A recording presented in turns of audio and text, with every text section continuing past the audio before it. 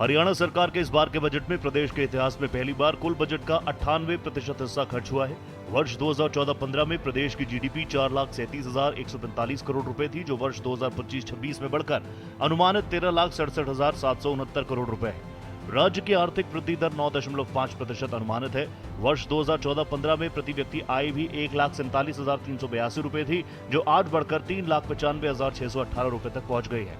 मुख्यमंत्री नायब सिंह सैनी ने हरियाणा विधानसभा में राज्य का बजट प्रस्तुत करने के बाद प्रेस वार्ता को संबोधित करते हुए कहा कि 6 जनवरी से 27 जनवरी तक गुरुग्राम से पंचकुला तक 13 बैठकों का आयोजन किया गया, जिसमें विभिन्न माध्यमों से प्राप्त हुए लगभग 5,000 सुझावों को बजट में शामिल किया गया। पीएम कुसुम योजना के तहत 35,000 नए सौर ऊर्जा पंप लगाए जाएंगे, ये भी निर्णय हमने किया है। प्रदेश में प्राकृतिक खेती के लिए 2,000 एकड़ का एक स्मार्ट एग्रीकल्चर क्लस्टर बनाया जाएगा। इसमें यदि किसानों को किसी प्रकार का भी नुकसान होगा तो उसकी भरपाई सरकार द्वारा की जाएगी।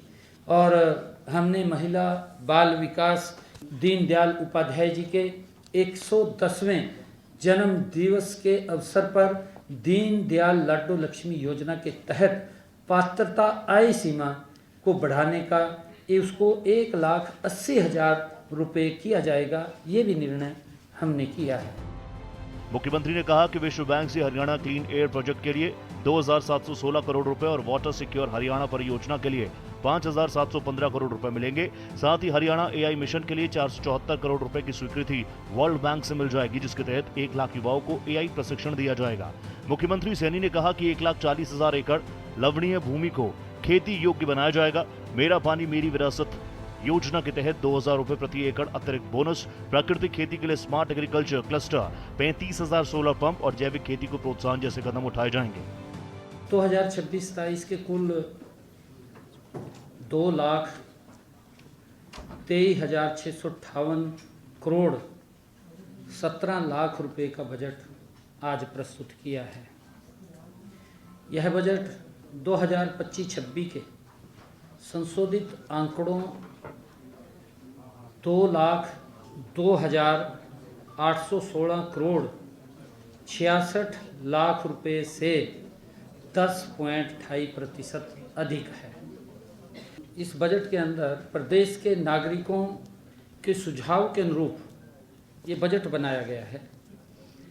यह परंपरा वर्ष 2020 में आदरणीय मनोहर लाल जी द्वारा शुरू की गई थी।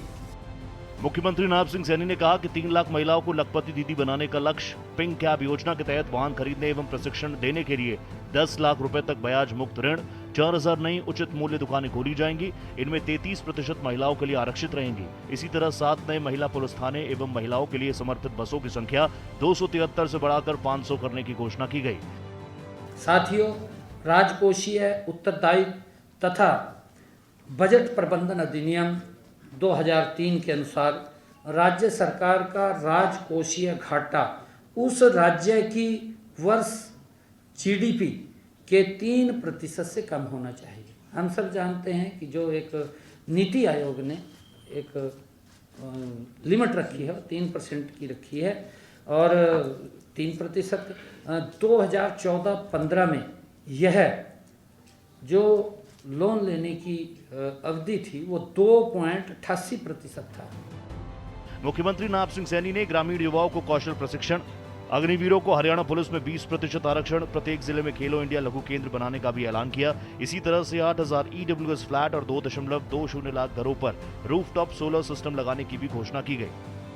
हरियाणा में राज्यसभा की 2 सीटों के लिए होने वाले चुनाव ने दिलचस्प मोड़ ले लिया।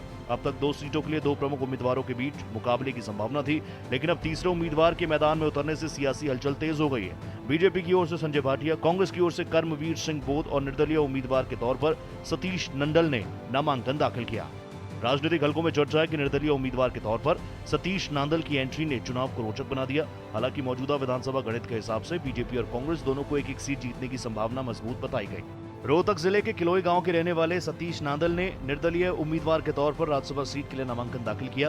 किलोई गांव हरियाणा विधानसभा में नेता प्रतिपक्ष भूपिंदर सिंह हुड्डा के निर्वाचन क्षेत्र में आता है। सतीश नांदल पहले इंडियन नेशनल लोकदल से जुड़े रहे थे, लेकिन साल 2019 में उन्होंने पार्टी छोड़कर भारतीय जनता पार्टी का दामन थाम लिया। बताया जा रहा है कि पिछले एक सप्ताह से वो चंडीगढ़ में अलग अलग नेताओं से मुलाकात कर रहे थे। सूत्रों के अनुसार नामांकन के दिन सुबह उनकी मुलाकात हरियाणा के मुख्यमंत्री नायब सिंह सैनी से भी हुई।